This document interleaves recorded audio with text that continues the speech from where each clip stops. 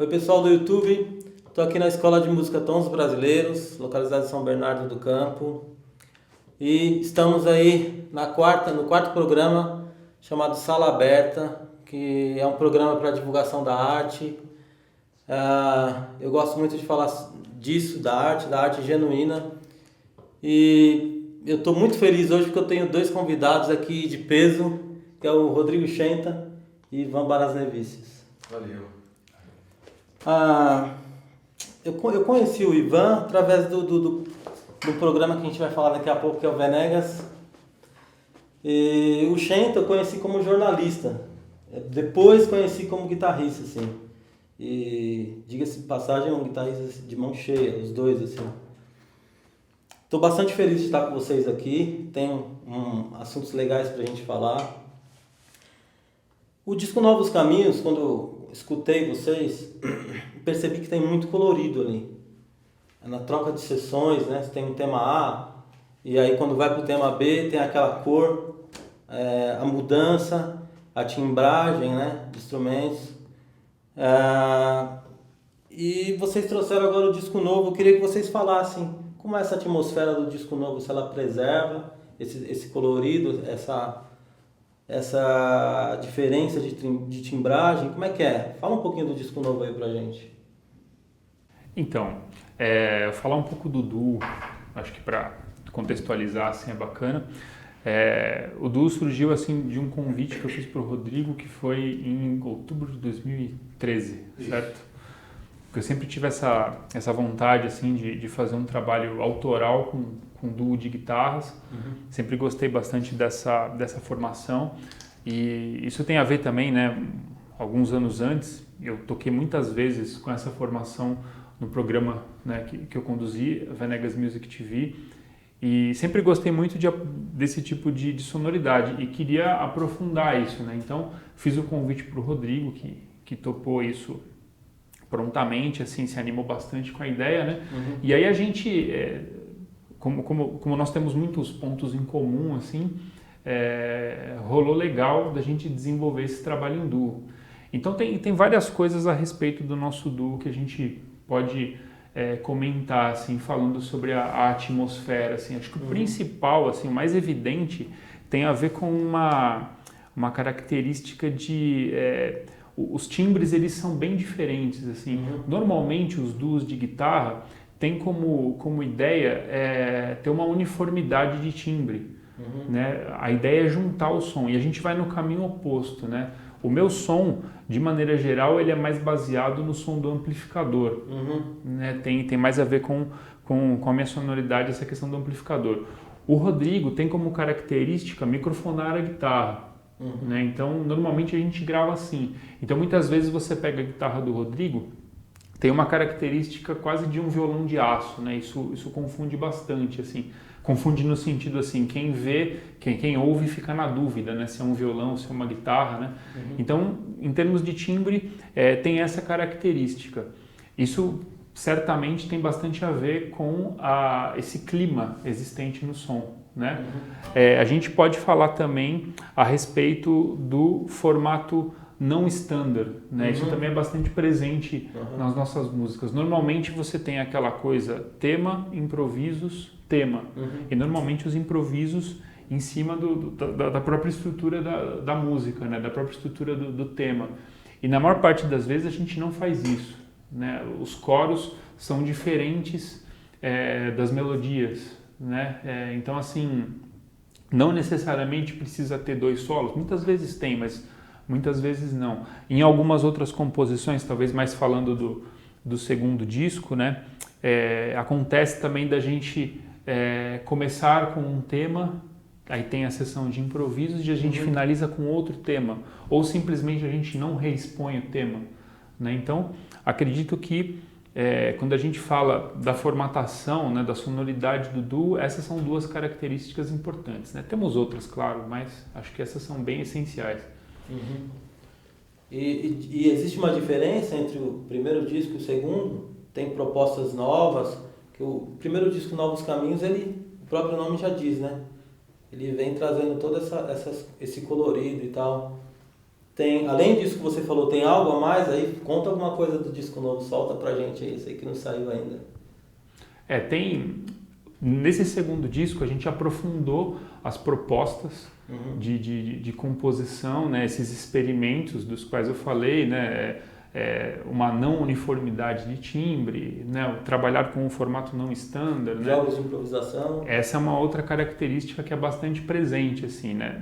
No primeiro disco já tem uma música que chama Contrastes, que é legal o Shenta falar sobre isso, mas nesse a gente explorou bem, né? Nesse disco, o segundo que a gente vai fazer, o nome vai ser Antítese, e a Antítese já é um jogo de improvisação, né? E temos 3 faixas que tem essa característica, né? Aí seria legal o Rodrigo comentar sobre isso. Fala pra gente aí, fica à vontade aí. Esse segundo disco, ele, em relação aos jogos de improvisação, não são improvisações livres. Existem regras, né? Então, por exemplo, tem uma composição que o Ivan fez que chama Contrastes, não, aliás, a Crossfades, né? Que uma guitarra começa a tocar um acorde, qualquer acorde, não importa, chega num pico, na hora que ela começa a descer, aí a outra sobe. Aí na hora que a outra atinge um pico, começa a descer, então rola um crossfades. Mas não em estúdio, não, é na mão mesmo, né? Trabalhando com a dinâmica. Aí depois tem uma outra sessão, que aí sim é mais solta, e depois a gente termina num acorde, para poder acabar a música. Tem a própria Antítese, que é a faixa título do novo álbum, que a ideia é que eu toque uma tese e o Ivan toque uma antitese. Então qualquer coisa que eu fizer aqui, o Ivan ele tem que fazer o contrário. Por exemplo, se eu tocar acorde, ele toca melodia, se eu tocar no grave, ele toca no agudo. Se eu fizer notas percussivas, por exemplo, ele toca de forma convencional. Então ele escolhe o elemento que ele quiser e aí ele faz aquele contraste, né? Tem um outro jogo que chama Quartais, onde a ideia é trabalhar só com acordes construídos com quartas, seja quarta aumentada ou quarta diminuta, né? E terça aumentada não vale. Então a ideia é brincar com esses acordes e tentar construir períodos, né? Parte A, parte B, parte C, né? Mas cada hora que a gente toca essas coisas sai Improvisado mesmo. tudo improvisado, mas não é solto. Por isso que é um A gente jogo. estava falando antes da entrevista aqui, né? Não é de qualquer jeito. Não, todo jogo tem uma regra, né? Então a regra da brincadeira é essa, né? Então esse disco novo, ele tem bastante isso, e isso contrasta bastante com o primeiro disco, que é talvez um pouco mais convencional comparando o primeiro com o segundo, né? No entanto, o disco Antítese, ele tem uma outra linha de composições que vão mais para o lado das canções mineiras, né? Legal. Que são as músicas que ficaram mais a cargo do Ivan, né? Músicas muito Ivan tem mais essa influência mineira? Tem. Quer falar um pouco sobre as músicas? É que assim, uma coisa que sempre me interessou bastante, assim, mas sempre foi um processo natural, sempre prestei bastante atenção, assim, a construção de melodias que fossem, vamos dizer assim, melodias bonitas, né? Então tem até músicas nesse segundo disco que a improvisação, ela é, assim, menos evidente, né? Tem menos importância, vamos dizer assim, né? O foco é muito maior numa construção melódica que seja bem estruturada, né? Então o interesse nessas músicas tem mais a ver com isso. Provavelmente tem a ver com algumas influências que eu tenho, assim, né? Alguns discos assim que sempre foram importantes para mim, né? Coisas do Clube da Esquina, do Milton Nascimento, do Beto Guedes, essas coisas que eu também gosto, né? E então tem a ver com essa influência, né? Bacana. E tem uma terceira linha que é mais do que aconteceu no Novos Caminhos, né? Então tem a linha dos jogos de improvisação, a linha mais mineira, e a terceira que é um pouco mais do mesmo, né? A gente acabou explorando mais. Tanto que tem continuidade, né? Tanto que tem uma composição que é a Novos Caminhos 2, que está na mesma estrutura formal da Novos Caminhos 1, só que com acordes um pouco mais tensos, né? Uma coda um pouco maior, né? Então, explorando um pouquinho mais do que aconteceu no primeiro disco. Gostaria que vocês mostrassem pra gente os jogos de improvisação, que vocês tocassem pra gente ouvir aí, pra galera que tá assistindo poder apreciar.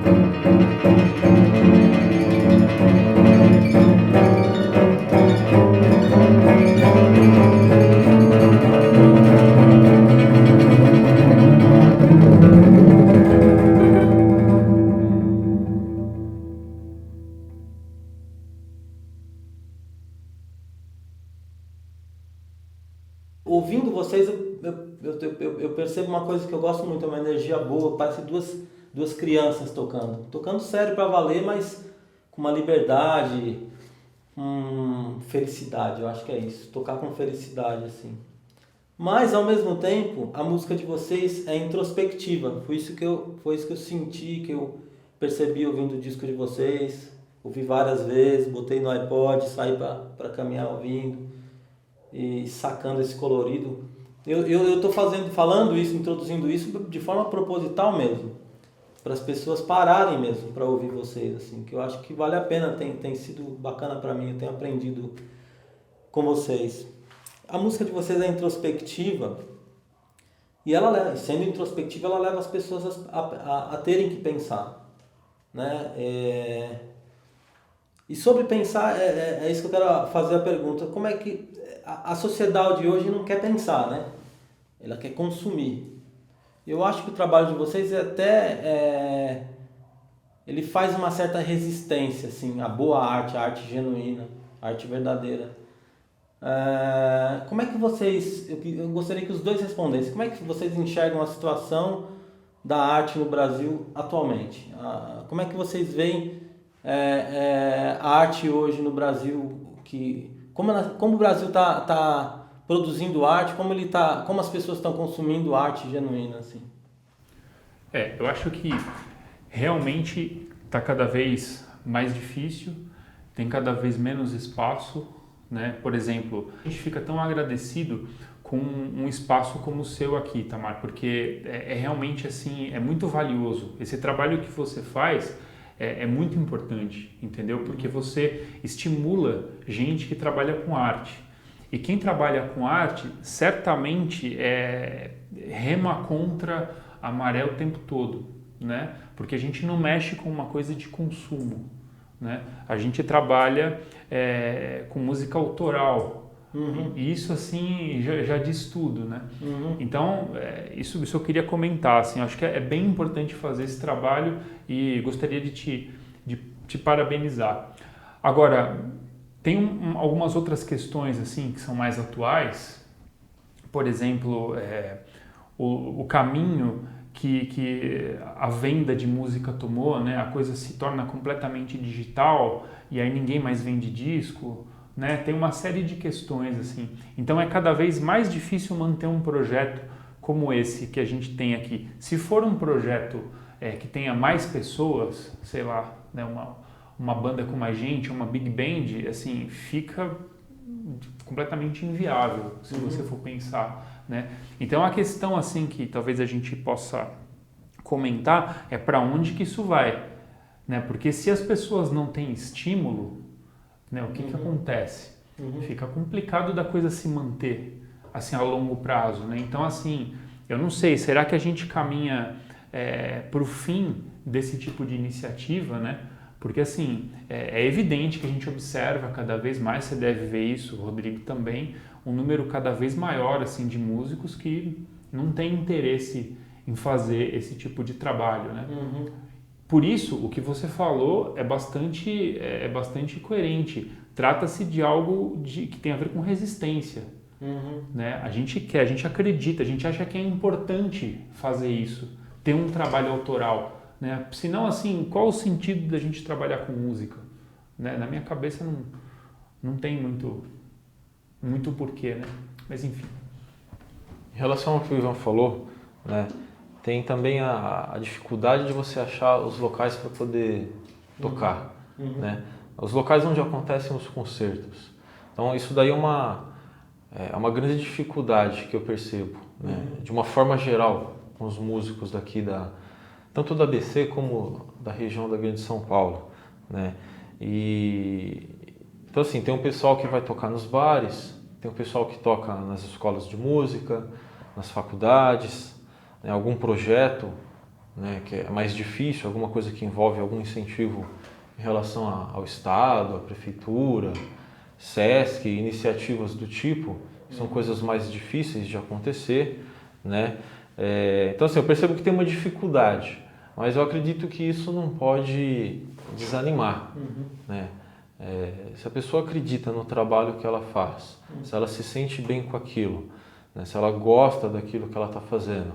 Ela, independente se vai ter lugar, facilidade para poder encontrar os lugares, para você mostrar esse tipo de arte ou não, eu acho que tem que continuar produzindo. Tem que fazer, tem que gravar, faz vídeo, tem que batalhar, né? Agora, eu vejo que cada vez tem menos locais assim, né? Porque pensando, por exemplo, em bares, né?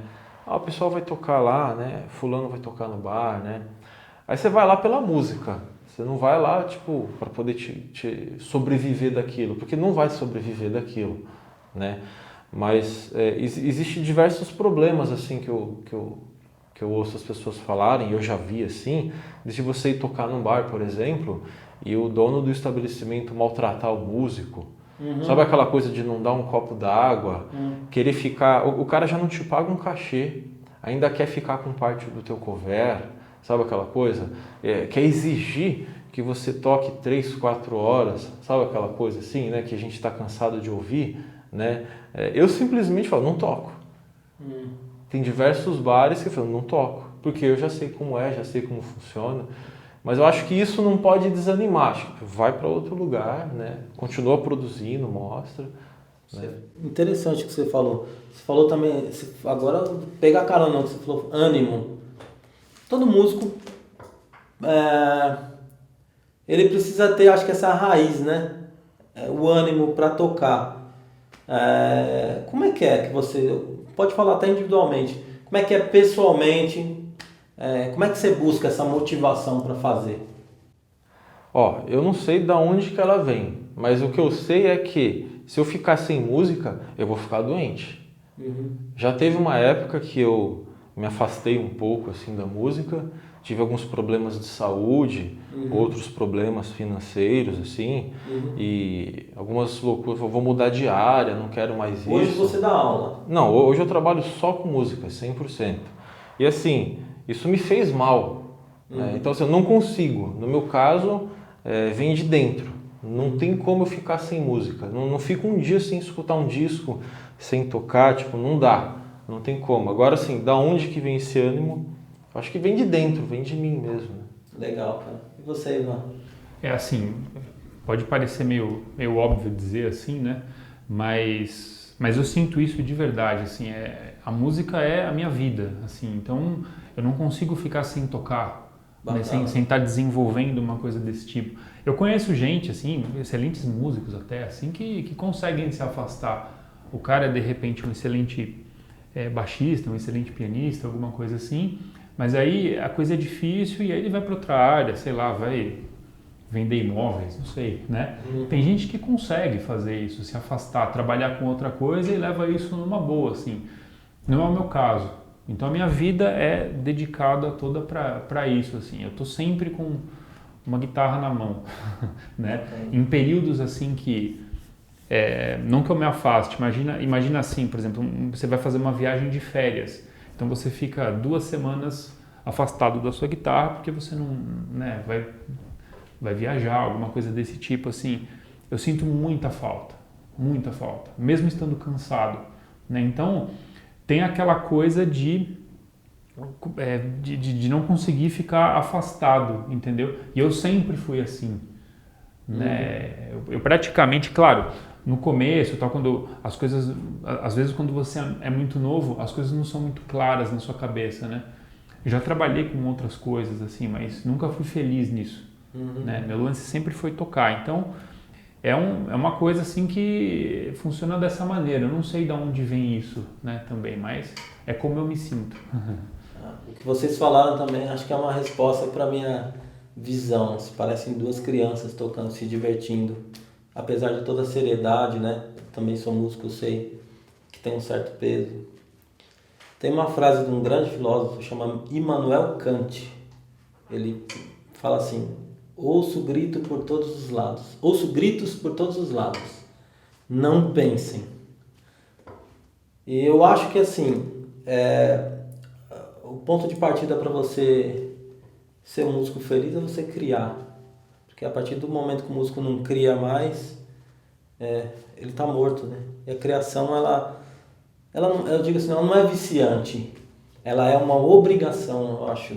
Penso como músico assim, criar, pensar é uma obrigação. A gente tem um cérebro para isso, para gastar os neurônios. Eu queria pedir para vocês tocarem mais alguma coisa, ok?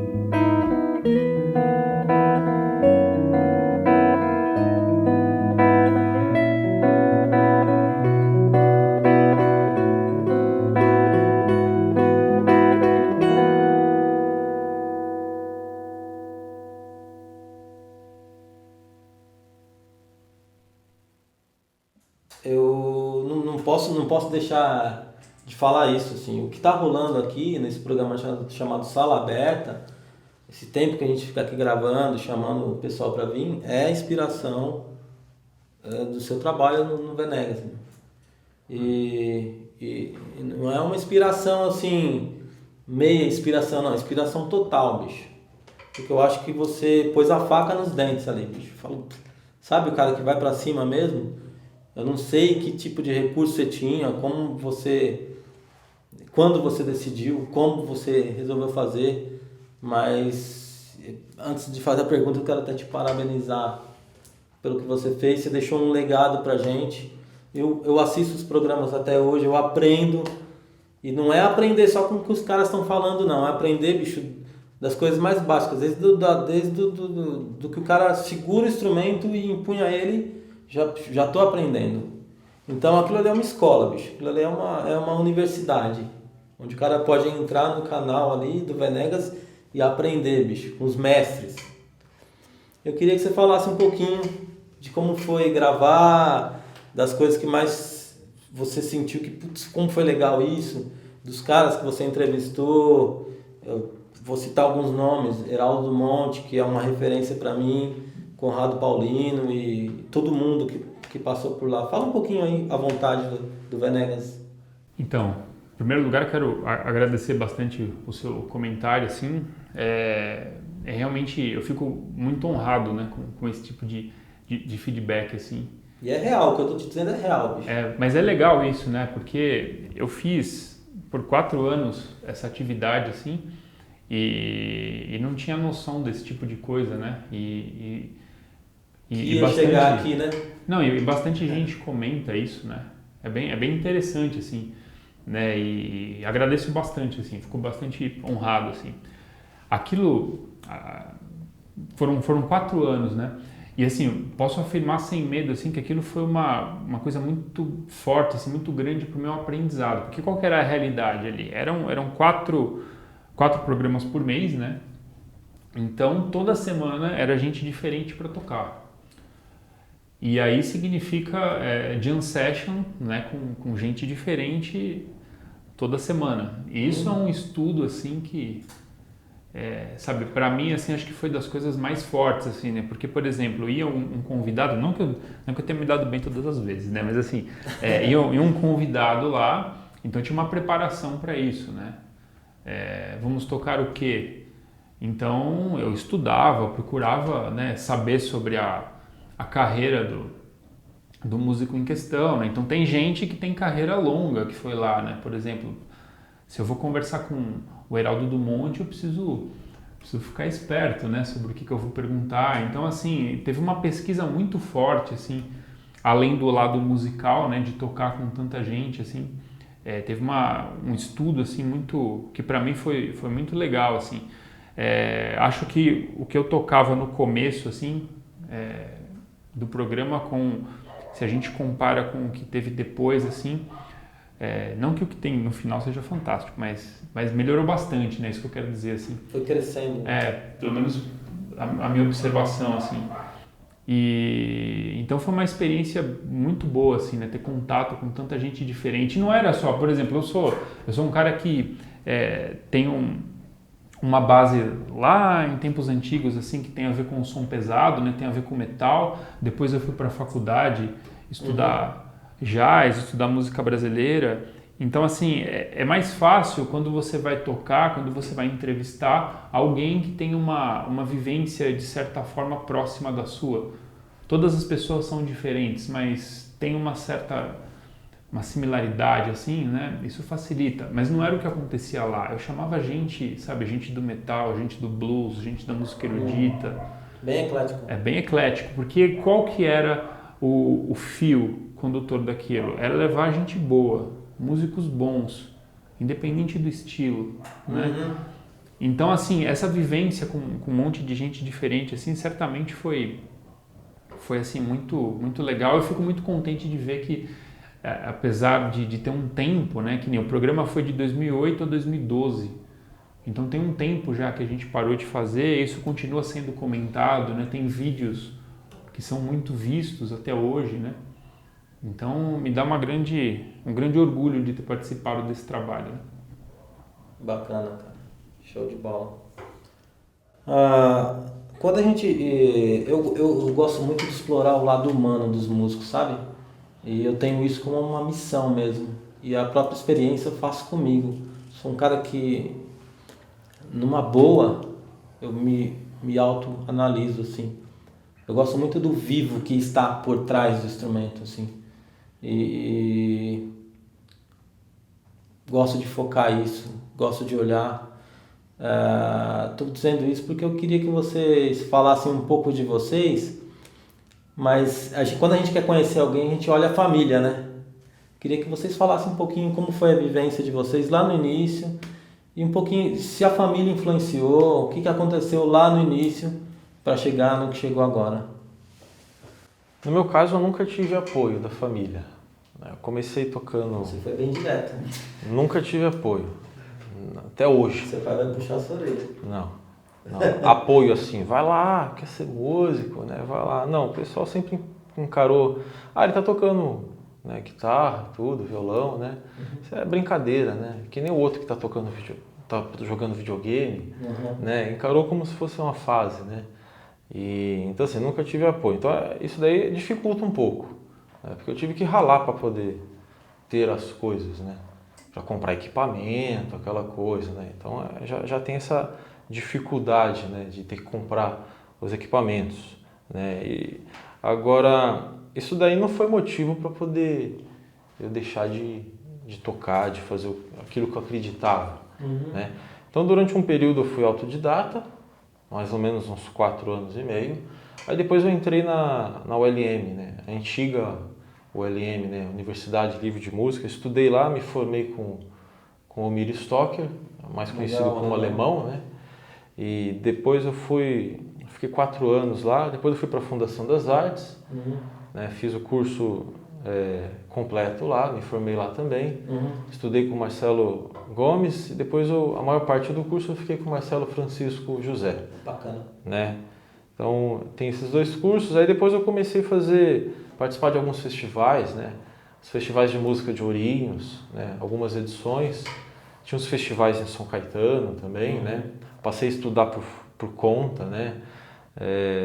Aí depois eu falei, vou fazer uma faculdade, né? Mas aí eu não quis fazer faculdade de música, porque eu falei, vou estudar lá guitarra, vou fazer tudo que eu já fiz. Tudo de novo?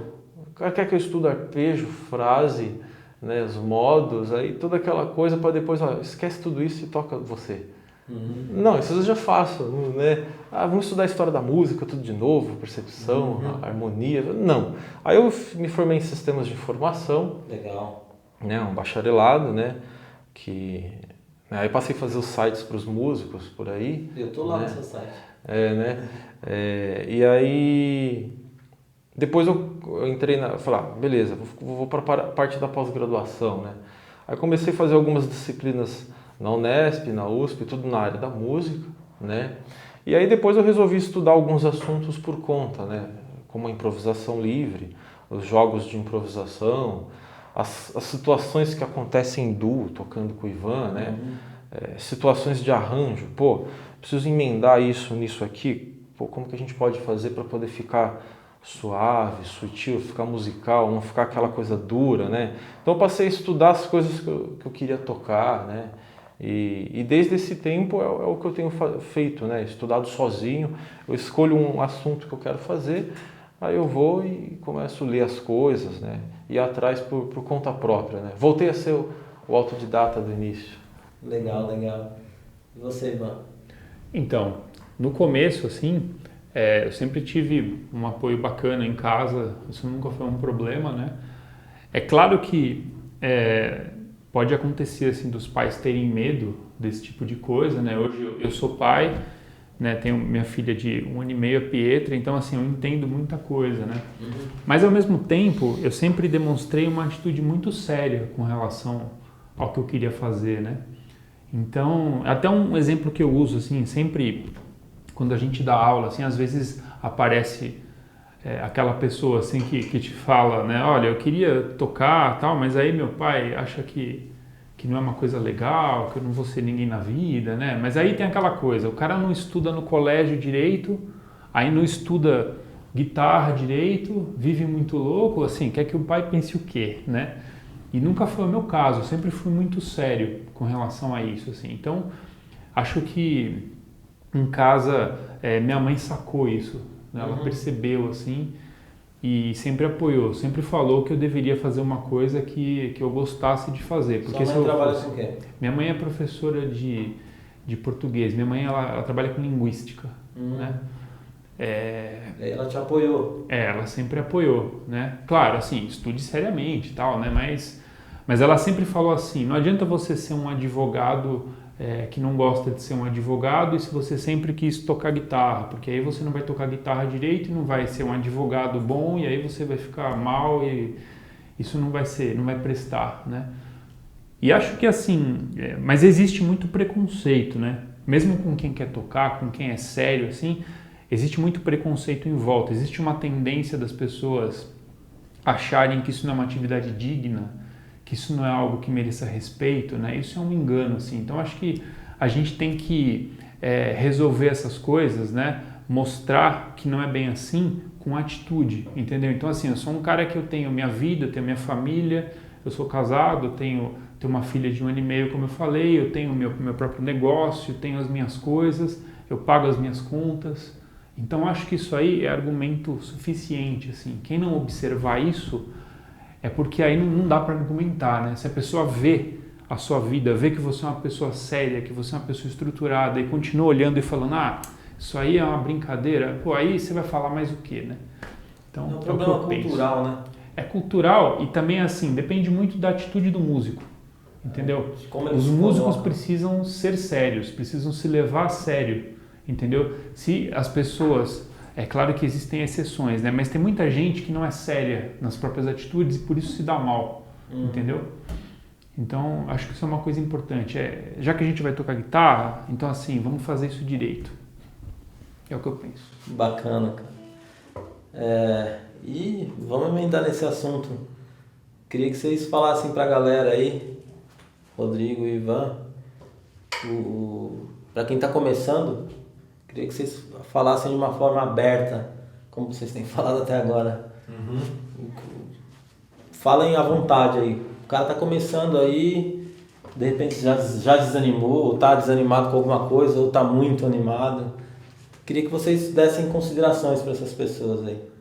Se a pessoa quer trabalhar na área da música, vai ser difícil como em qualquer outra área.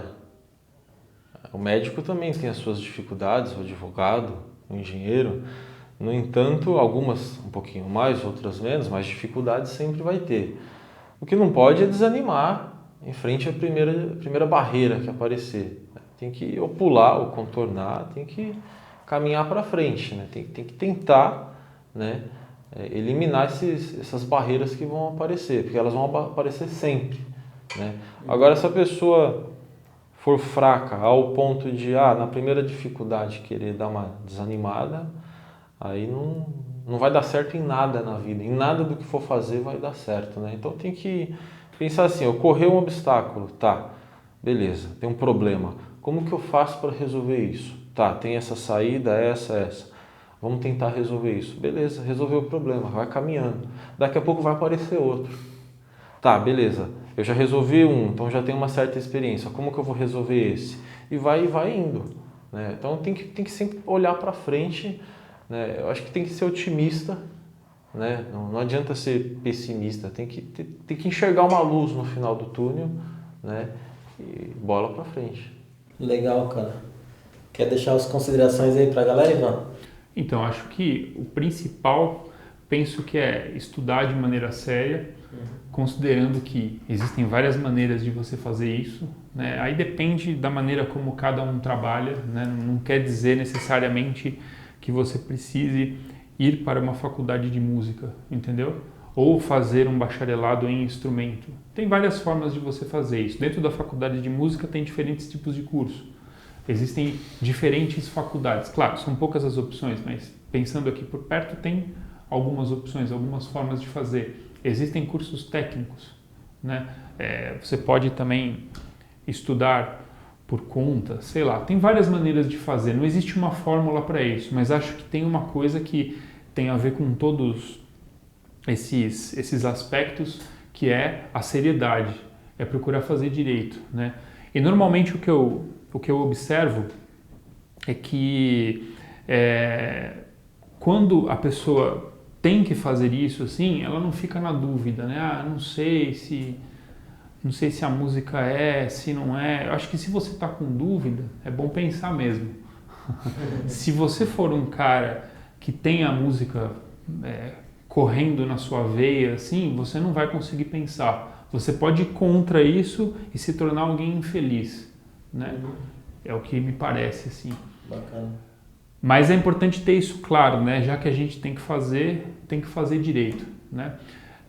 E tem várias formas, né, para fazer isso. Tem um livro bem bacana de um cara chamado Jerry Cooker, né? Aí tem uma parte do texto assim sobre o ensino do jazz, tal. O livro chama The Teaching of Jazz. E aí ele fala exatamente isso, né? Ele discute sobre assim, existem várias maneiras de você fazer, né? De você se formar. Não tem uma que funciona para todo mundo, né? Fica complicado a gente falar sobre método.